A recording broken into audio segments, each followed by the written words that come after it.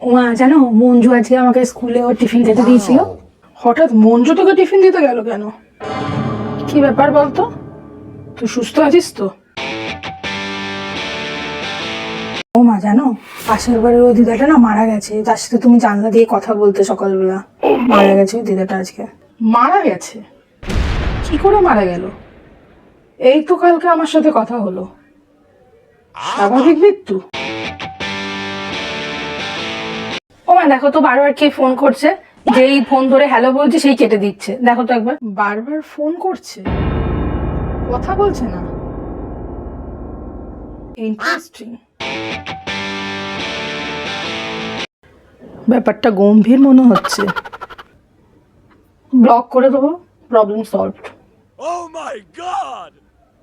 ও মা, আজকে রাত্রিবেলা সবাই মিলে ভূতের সিনেমা দেখবো, আমরা সব বন্ধুরা মিলে।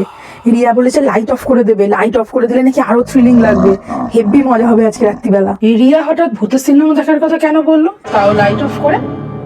এতে তো কারোর হার্ট অ্যাটাকও হয়ে যেতে পারে। ভূতের সিনেমা দেখার সাহস তো তোর সিনেমা হলে গিয়েও হয় না, আর রিয়ার কথায় নিচে উঠলি। কি ব্যাপার বলতো রিয়ার? উফ, পেটটা ব্যথা করছে, পেটটা ব্যথা করছে রে। কিরে, কি হলো মনা, পেটে কি হলো তোর? আরে পেট ব্যথা করছে, পটি হচ্ছে না ক্লিয়ারলি।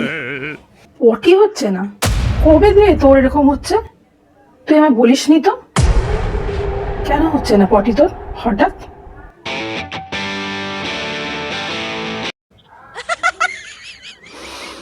মা প্লিজ, এটা পটি। সবকিছুতে সন্দেহ।